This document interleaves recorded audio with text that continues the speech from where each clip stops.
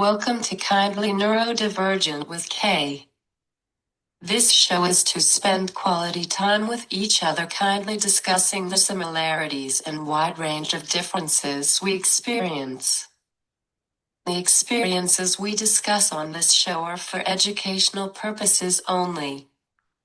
Please do not substitute for professional medical advice, diagnosis, or treatment.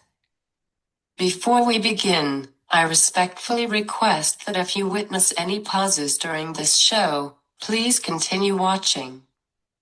I'm composing a spontaneous comment or question, someone processing their thoughts, in addition to repeating something that was unintelligible or misunderstood. It is natural discourse, and we can choose not to say anything while this is occurring. Today I have Gail Kulas with me. She is here to discuss her traumatic brain injury. Gail Kulas has always believed that change doesn't happen overnight, it begins with a single step. As the founder of Leading to Unlike, she helps others find clarity and confidence in their next move. But her understanding of transformation isn't just professional, it's deeply personal.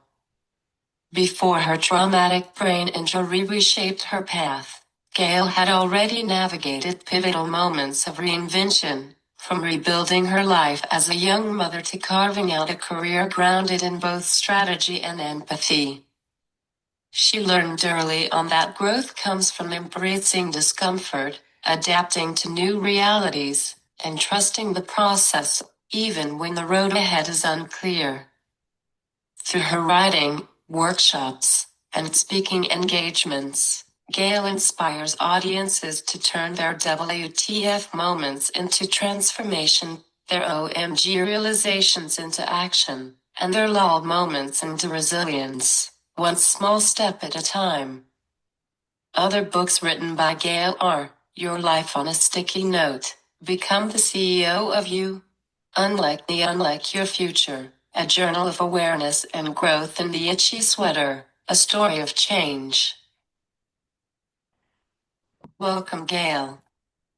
Good morning. Thank you for the great introduction, Kayla.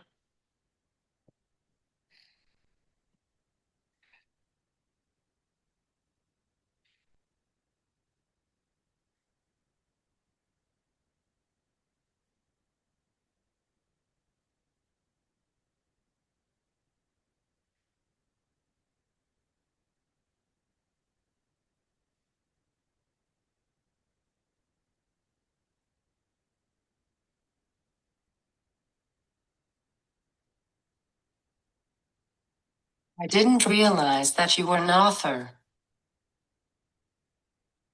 Yes, I just finished my well, in February of this year, I had published The Itchy Sweater. So yeah, that's my third book, and I'm hopefully in the next month or so we'll be co-authoring another book with a group of other professionals. So we'll see how that comes out.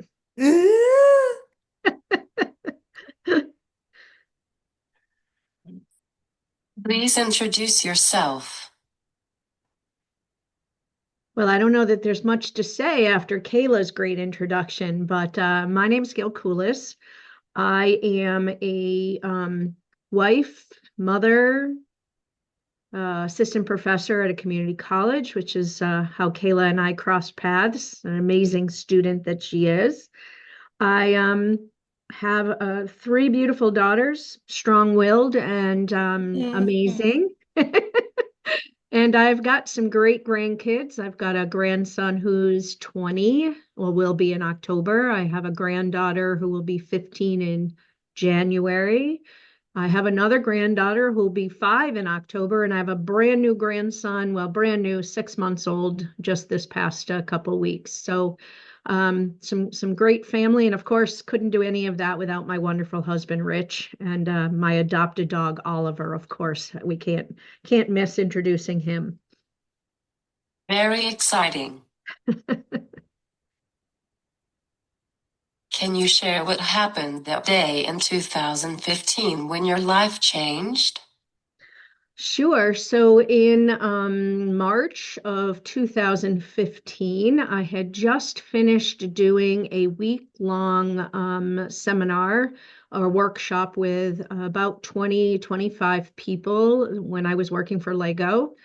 And after you finish that week, always being on, and I'm an introvert, so I needed a little rejuvenation for myself. So I decided I'm going to go get a manicure and a pedicure, and take a little bit of time for myself.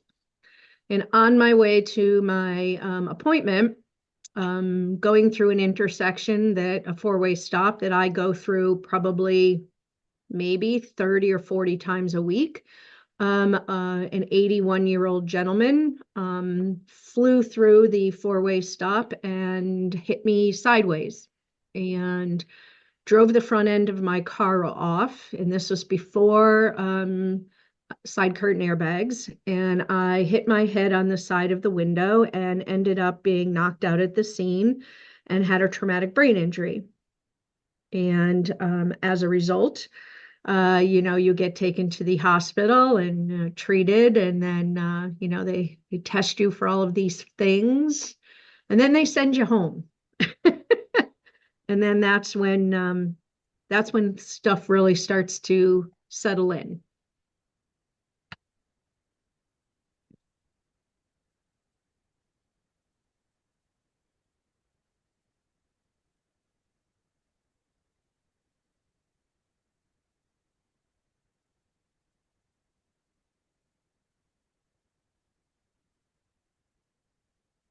Did you break anything? No, actually, did not at the moment did I realize I had broken anything. I did, have some compression, have some disc injury, some compression situations. And later on, we found out that I broke a whole bunch of teeth, down at the root level. So those didn't surface until probably a year after the incident. But no broken bones. Barely had any surface injuries that you could see. I didn't end up with a black eye or a broken face or any of that. So when I think about it now, and how worse it could have been, I could have been paralyzed in a chair. And so many people overcome that. So I'm appreciative of that. And I would say that what happened to my brain, if you can picture a snow globe and you shake it and all the little flakes of snow, they don't ever go back to the same original place. And every time you shake the brain, all of those little things, get all shooken up. And Yeah. yeah, and as a result, none of my neurons went back to where they were before the accident. And as you heal from a concussion and a brain injury of that magnitude, I was very, very lucky that all that happened was scattering my brain. Given the impact, I was hit at about 45 miles an hour. So it was quite an impact. And I guess when the universe works, Kayla, that was my fifth car accident. Um, Oh, I have never had an accident caused by myself. But this one was the universe saying, yo, Gail, you need to take a break. And so I can joke about it now, but at that time it was very scary, I would say is the best word to explain it. Did you have to stay in the hospital? No, actually, they assessed me for a couple hours in the emergency room, but because I was coherent and able to, I passed the spine injury check that they do on initial, before the ambulance releases you to the emergency room. Um, again, when we talk about a traumatic brain injury, it's every single injury is a little different, but I did not stay in the hospital other than for a couple hours and they sent me home. And then the next day is when really things just really started to happen, right? Couldn't see, I couldn't smell, I couldn't taste. I had a horrific headache. Of course, every ache and muscle hurt from the impact. Thankfully, I was wearing my seatbelt.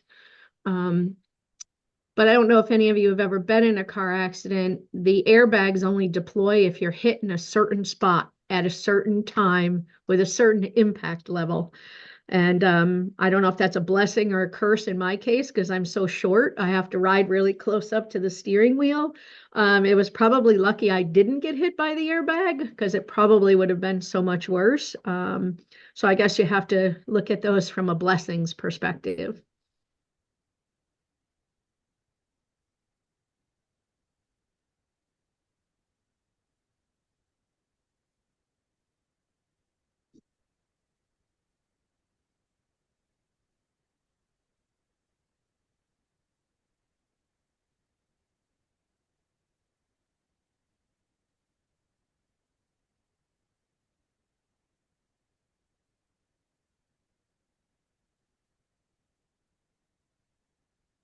Did you go back to the hospital the next day?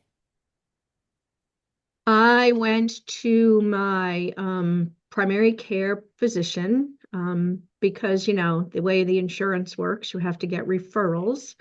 She assessed me with the concussion, did the concussion protocol, and then referred me off to a neurologist. And of course, there's plenty of doctor's appointments and stuff that happen along that way. But the the way it worked with the concussion protocol was I had short-term memory loss. Like, they do the testing where they give you a bunch of words and then you have to try and recite them. I couldn't do that. And she sent me home and told me I had to sit in a dark room or lay in a dark room. And I wasn't supposed to think or talk or read a book or watch TV or anything. And I know your watchers don't know me very well, but I'm a bit of an control freak and an overachiever with a high level corporate job at that point in the middle of strategy deployment and worrying and not thinking really next to being put into a coma wasn't something that I was very successful at. So it delays the healing process by not being able to, zen out and not think because, the wheels keep spinning. Yep. And they don't just I stop. totally understand many appointments. Yeah. Yeah, I'm sure you do. I'm sure you do. Um, so, I mean, overall, it was kind of a blessing in disguise for me. It really required me to take the time to really think about what the future looked like for me. And um, as you go through that healing process, and again, not supposed to be thinking, but you've just been told you have a brain injury and everything's scattered and you can't formulate your thoughts and you can't put words together and you can't taste anything, you can't smell anything. And again, it's mild in comparison to others. For me, however, taking my mind and my ability to articulate things, it's what I do, right? I help people help themselves. And I did that for corporate as well. So now that's all been taken away, right? My brain power is at a diminished capacity. So for me, it was extremely emotionally traumatic as well as physically traumatic, if that makes any sense whatsoever.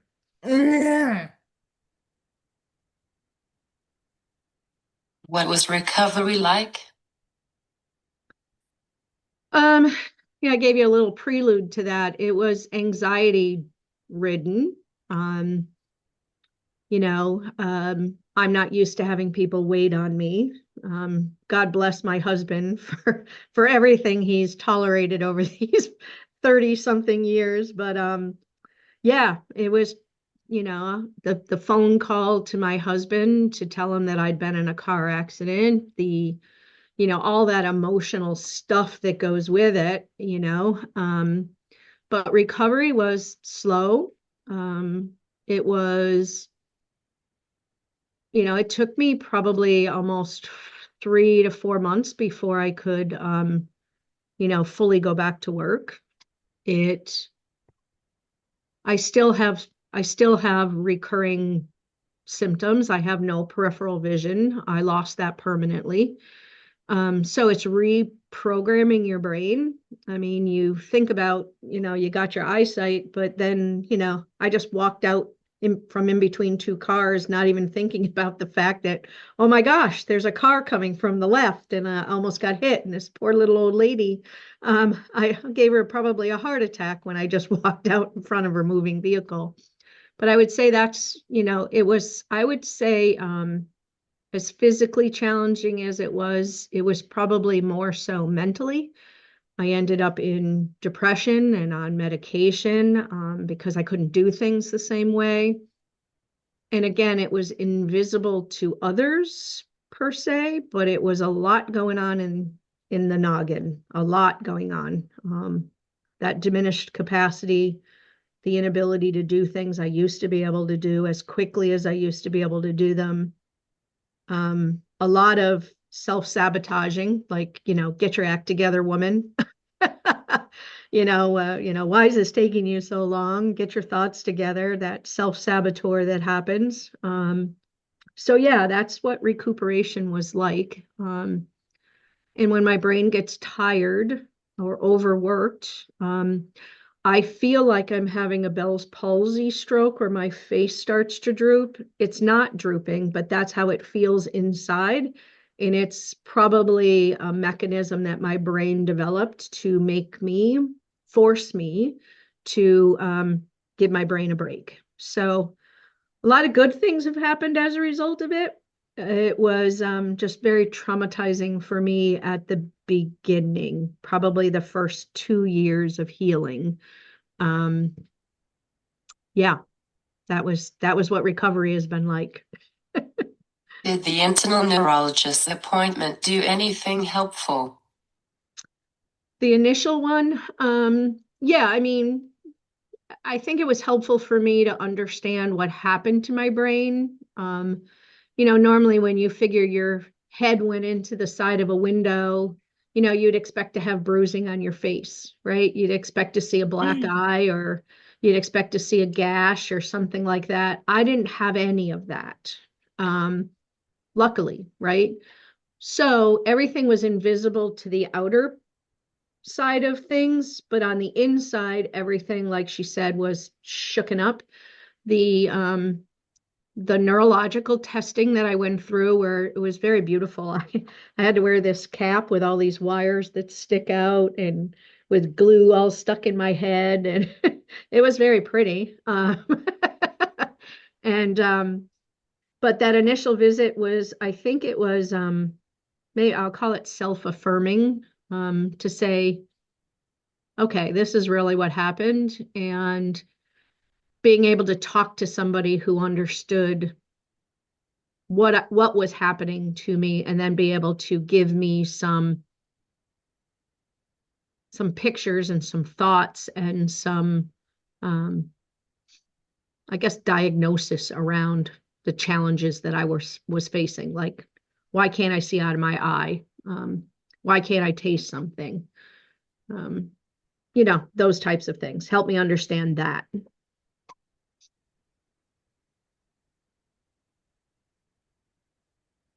Was that test for seizures? I didn't have any seizures.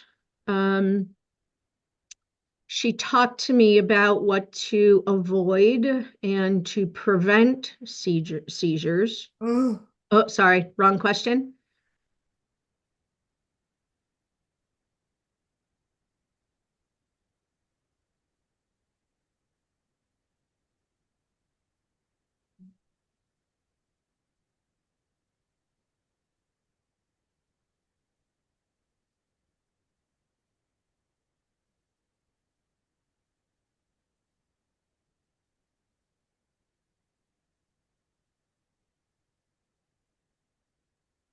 What was that test for?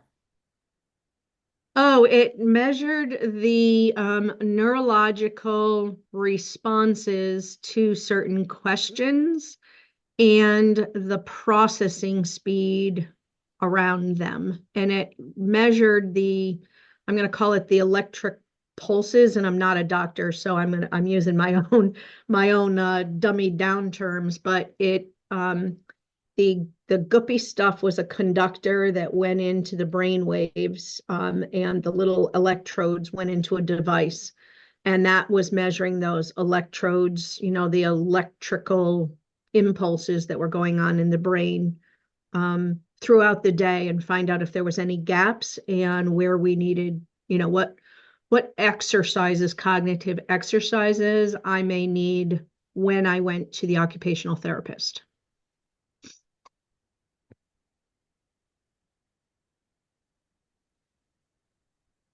And she was also measuring the ocular nerve responses as well, so that we could give that to the vision specialist to see what was going on with my eye.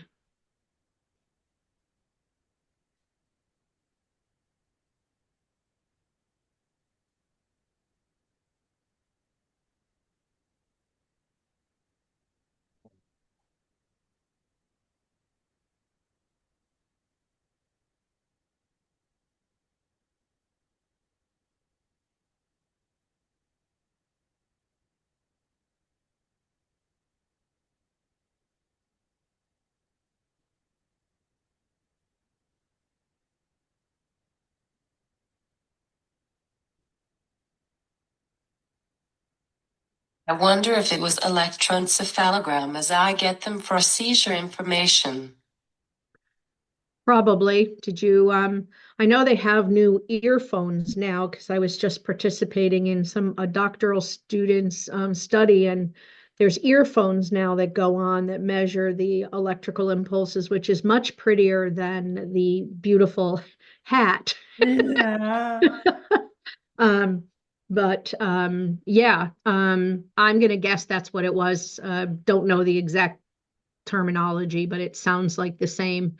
Um, but she was talking to me about the possibility of having seizures, so I have to avoid blinking lights and, no flashes. Yep, and none of that. That overstimulation of the brain.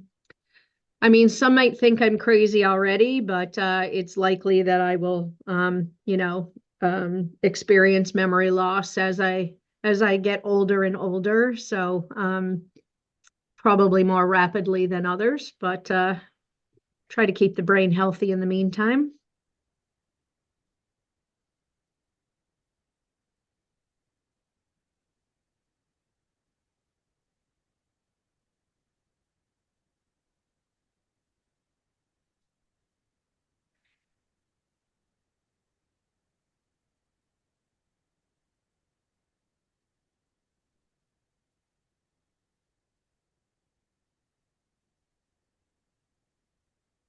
So you needed occupational therapy despite no physical broken body parts. Yeah, they were helping me with, again, getting my physical body back, because there was I'm not going to say there was a lot of disconnects, but what they were helping me with was from the neck injury, and it was helping me with my posture. It was helping me in some physical therapy. And then I did some non-traditional type, more holistic measures where, we looked at the chakra alignment. We looked at some of those non-traditional or non-Western ways to realign those neural pathways in a way that the energies in my body worked in a more holistic way. But the occupational therapy was helping me with some of the I'm going to say more of the mouth movements. I ended up with, disconnecting the crystals in my ear, so I have vertigo episodes still. And so there was a lot of those things that they worked on with me, both through PT and OT. I totally understand as I have received physical and occupational therapy. Yeah, got to keep our body and mind moving in the right direction, right? Mm. Yep.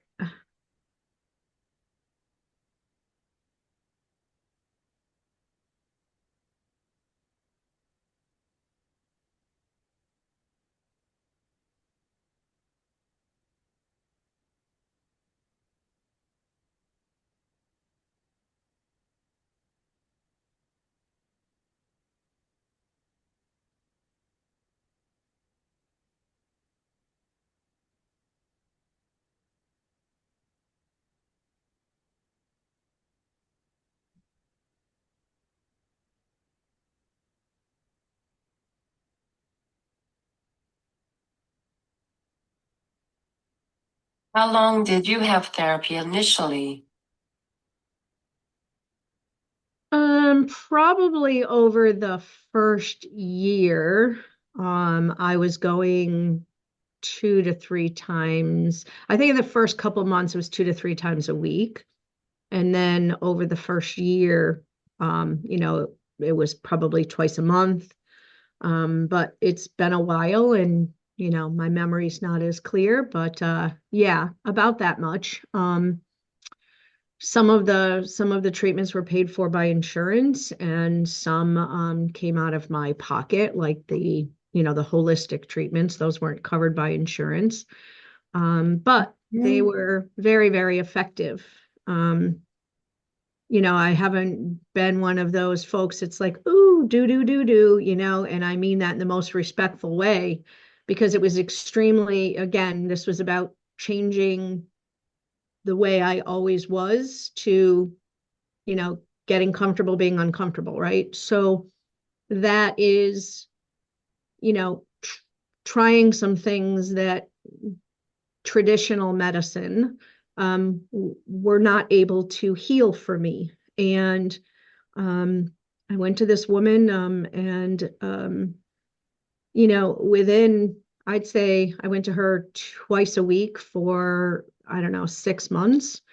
And it was amazing how much better I felt after just going to her for a couple weeks.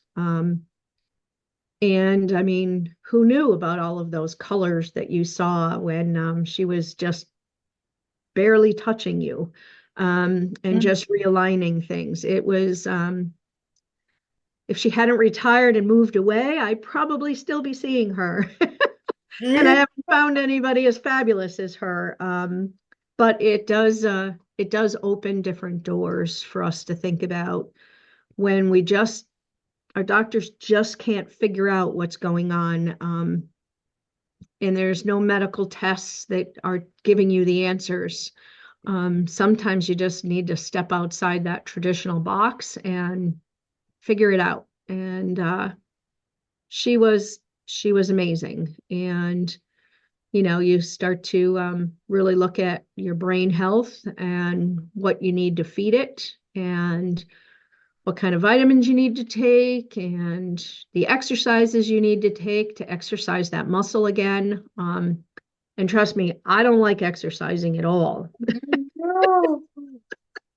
So, um, and if I was to stand up, you'd be able to tell why.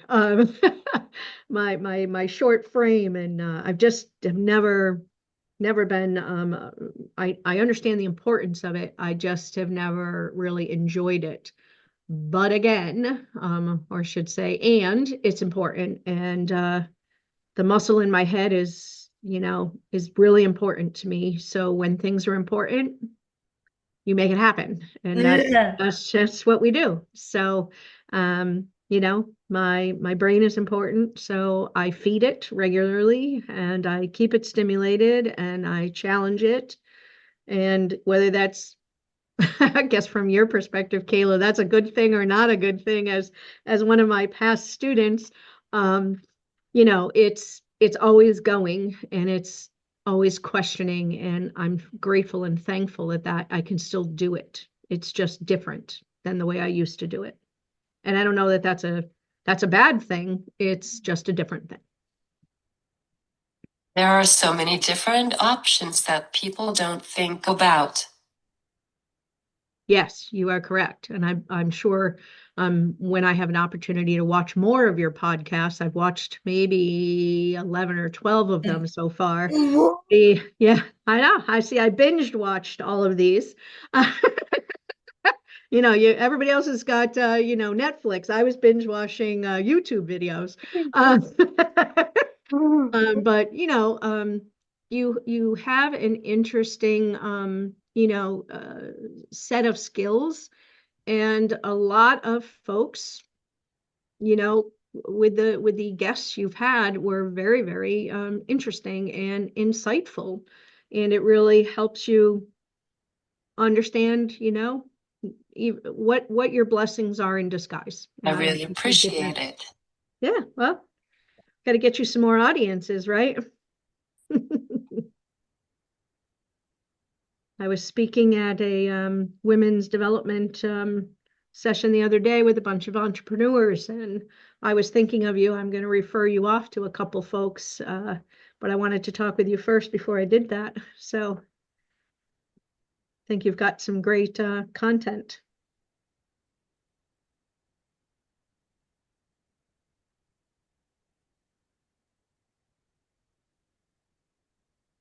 It is also about not feeling alone. Yes, you are correct.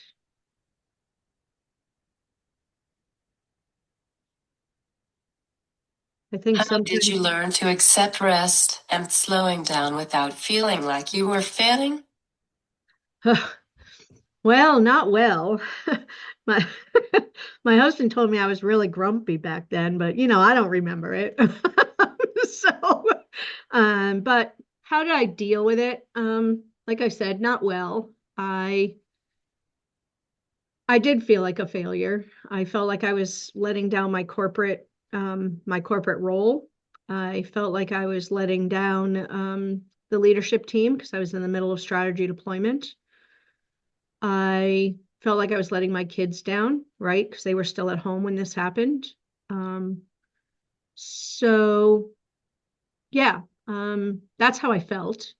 How did I overcome it? I got some therapy.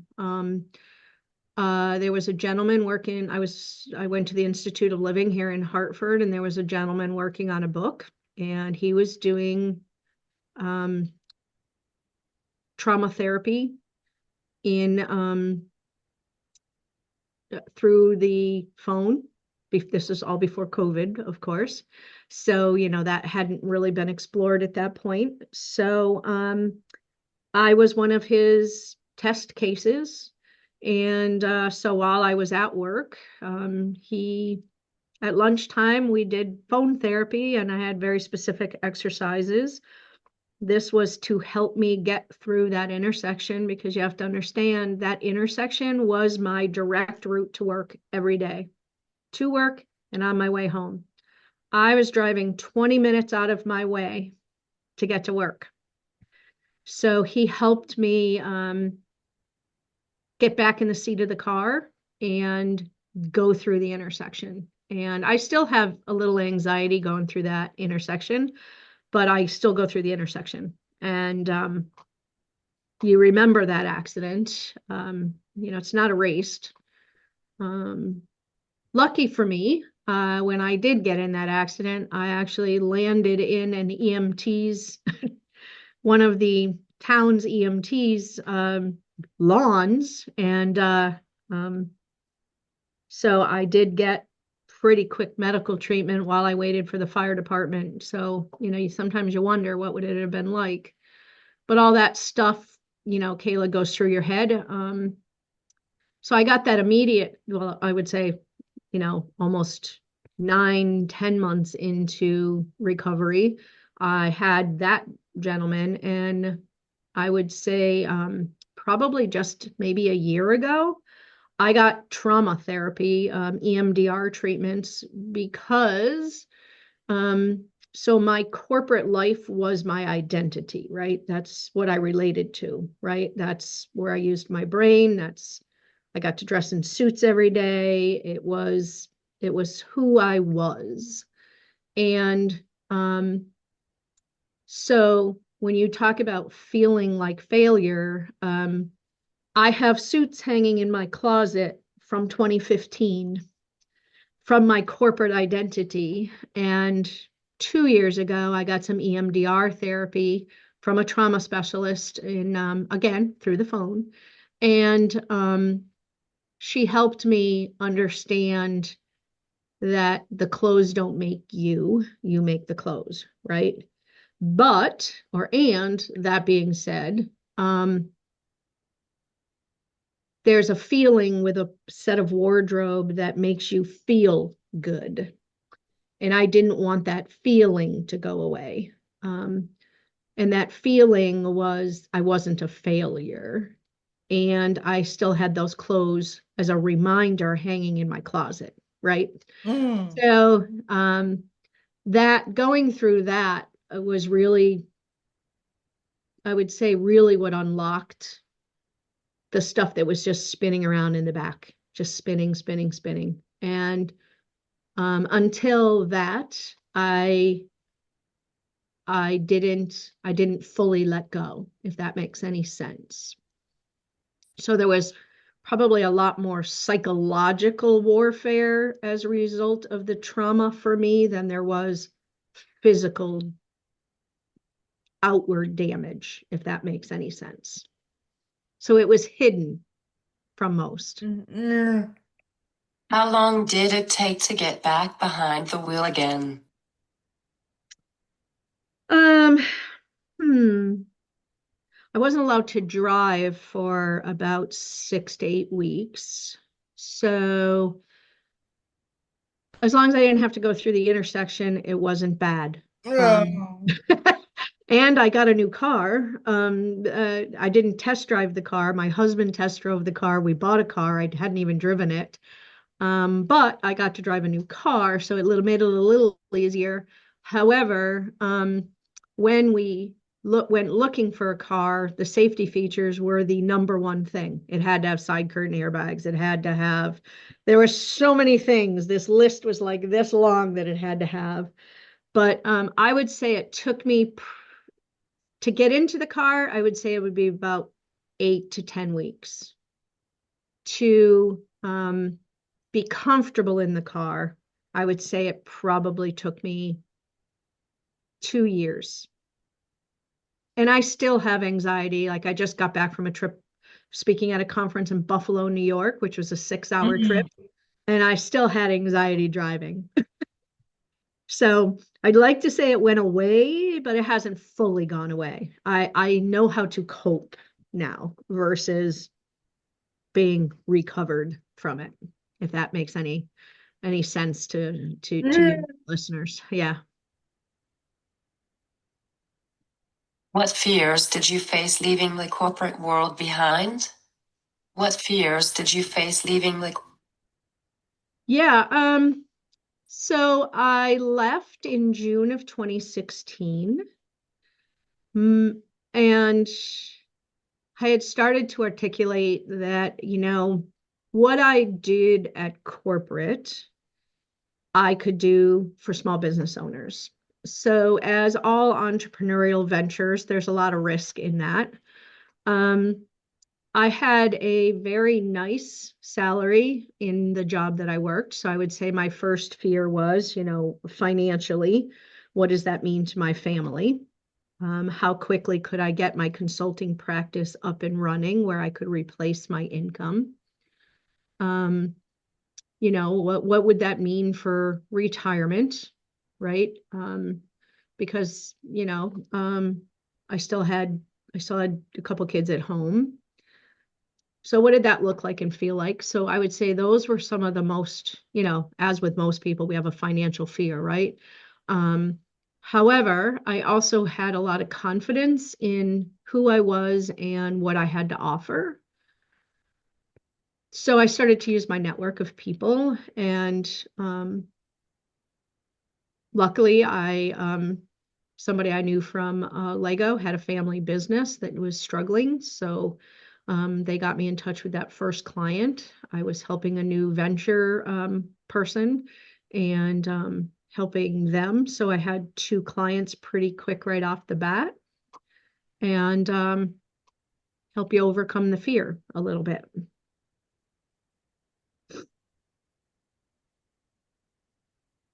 You couldn't do your job from home.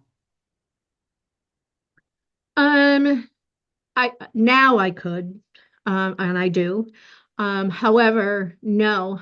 Back then, my model was to go be on site with my clients and work with their leadership team and work on leadership behaviors and help to take a struggling business and make it profitable. So there was a lot of on-site training, and so I kind of semi-relocated for a couple days at a time and worked with my clients, became that person they leaned on, helped them build process, helped them build some, key performance indicators, taught them how to, really focus on that.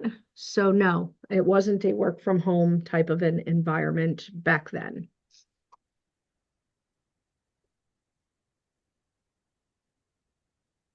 It was for your mental health from driving.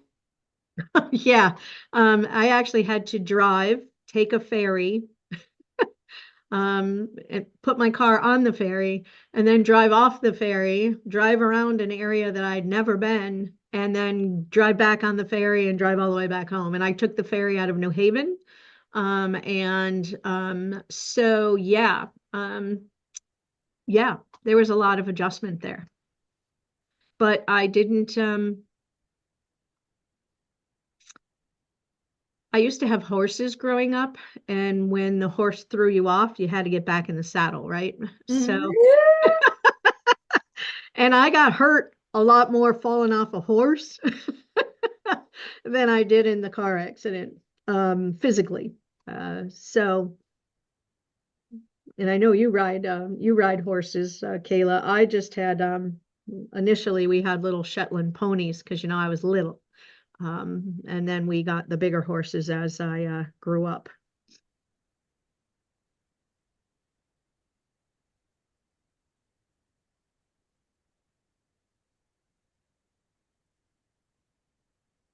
How did your coworkers react to your decision? Um, I think they knew that I wasn't the same and that I was struggling.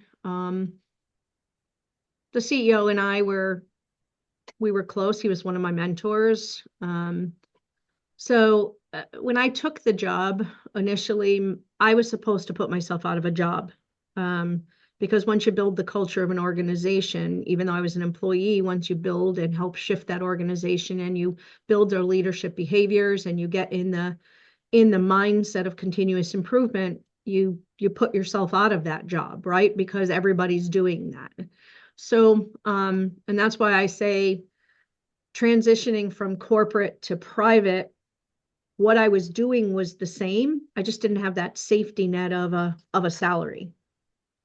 So, um, helping companies, transition from being reactive to proactive, going from firefighting to fire prevention.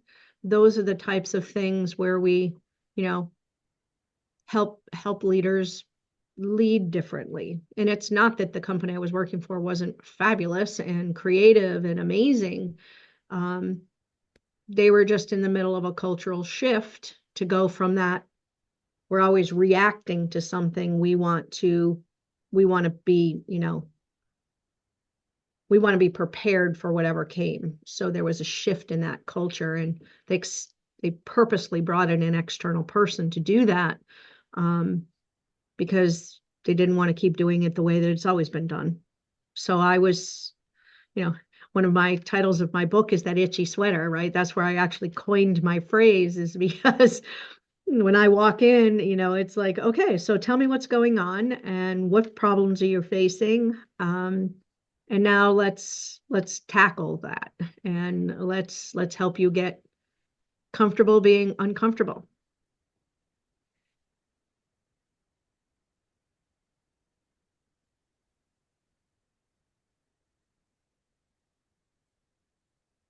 What would tell people about invisible needs, especially after trauma? Oh, what would I tell them about invisible needs after a trauma? I would say to you, Kayla said this earlier, you're not alone. There's experts out there to help you. There are free resources out there to help you if it's a financial strain. Um, Seek medical advice, but also seek alternative options for that.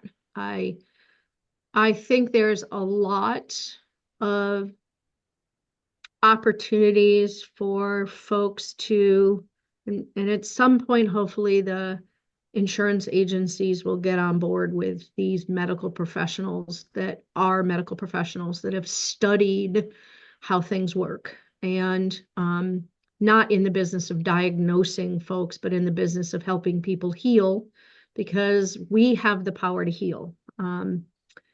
I just didn't, I just didn't I didn't believe it. My educated mind was struggling with my emotional mind. And I had to, intellectually, I knew there was something wrong. And emotionally, I just didn't want to believe it. So I think trusting your heart and trusting your inner self, that would be my advice to you is that if there's a voice in your head telling you you can't do it, there's, that, and telling you that there's nothing wrong when you know there is, trust it. Um, and go talk to somebody. There's so many services available, and look for the service that fits you and the provider that fits you. I saw a number of people to do chakra alignment before I went to this person. So just like with a job, interview your healthcare professionals. Make sure they're a good fit for you. Make sure they're a good fit for what you're struggling with. Use your network of people to find out what's worked for people. You know, think about, I know Kayla's podcast here isn't a medical thing, but she's got a community of people that, she's cultivated that have lots of different situations, physical, mental, neurological, all of those things where we have an opportunity to leverage each other in a different way. And I think you got to do what's right for you. And it's okay that it takes a while to get there. Give yourself grace and forgiveness. Mm. So I have an alter ego. I'll share this with you. With this group is I had to develop an alter ego to get me places. So when Gail wasn't ready to show up, Pam the Powerful showed up. So Pam the Powerful is, if any of you are familiar with the Powerpuff Girls, I date myself here. I don't know how I don't know how old the Powerpuff Girls are, but they're those little characters and they come in and solve things for people. And they have all these different secret powers. And Pam the Powerful, for me, that's who I see when I need her to come in and help me. She's my life preserver to get me through a situation that I'm struggling with. And so she's purple and she has this amazing purple cosmic, cape and with a big P on the front. And people would say, why doesn't she have a G? Well, I don't know. Pam came into my life, right? She's my little guardian angel. She rides with me. She rode with me on my way to Buffalo. But when I need someone that I just need, she's kind of my imaginary person, my guardian angel, the person where I can mentally step out of this and shift to this. And I know it sounds a little crazy, but it's what works for me. And it's little things like that, little coping mechanisms that I think if you develop those for yourself, you have an opportunity to unlock things that you didn't know were locked up.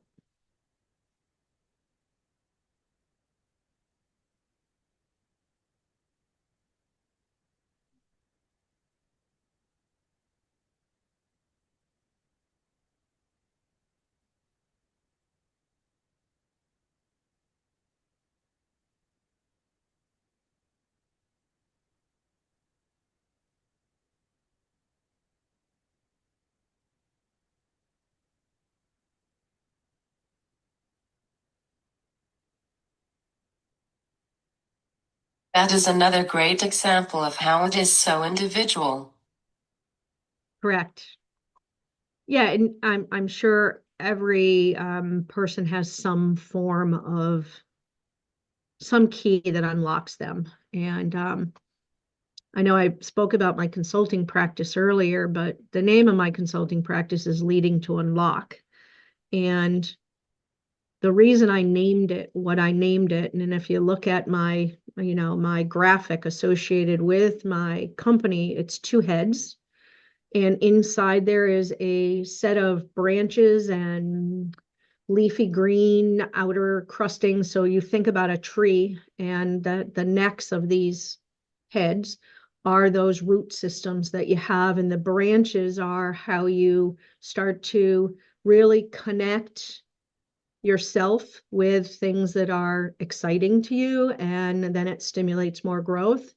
And with leaves, they fall off once things are not growing, or they need to fall off for to sustain your health. And inside those two heads, there's a keyhole and a key. And that graphic so spoke to me because it is about knowing when you are the keyhole and when you are the key. And you own both of those roles in your personal life. And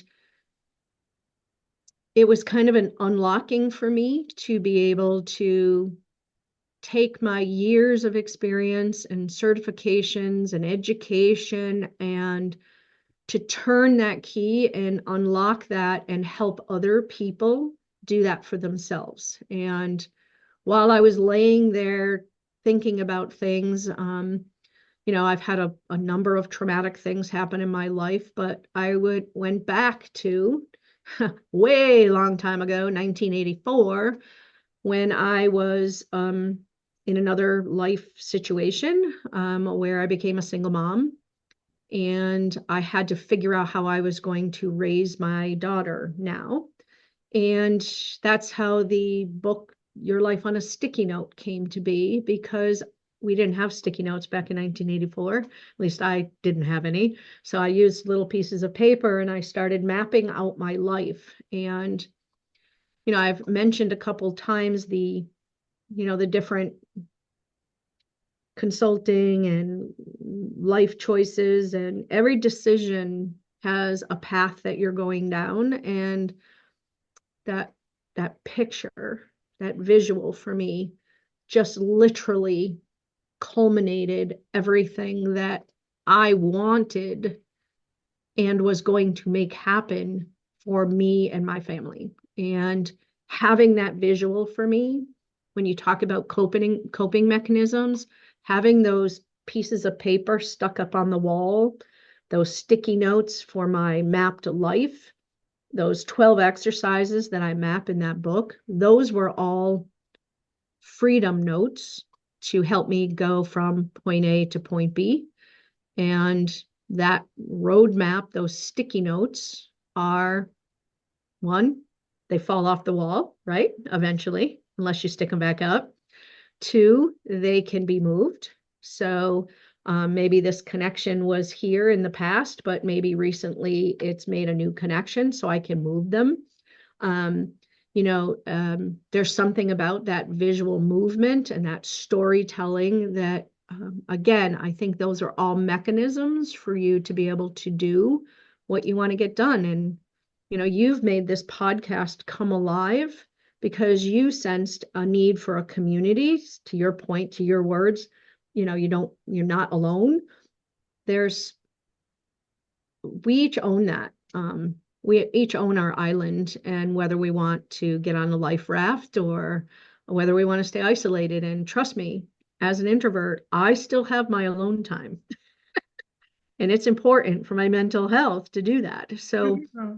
yeah, I think that, these are important. I love to do workshops. I love to go speak. I love to teach. And I schedule breaks after I do. Like, I went to the creativity conference for a whole week. I had 3 days of doing nothing, like, for me, nothing, right? So it was reading some books, and not mind stimulating books. It was like a romance novel or a mystery, so that I could go into fantasy land for a little bit to take my brain and give it a relaxing, transition from being on to then giving it time to, take a break and take a breath. And I think, that's another, I would say, another trick for me that I've adapted over the years to ensure that I'm not feeling like my face is drooping. Very cool concept about your logo. Yeah, it's really, really meaningful. I don't think I spend enough time giving it the justice that it deserves. I'll have to do my own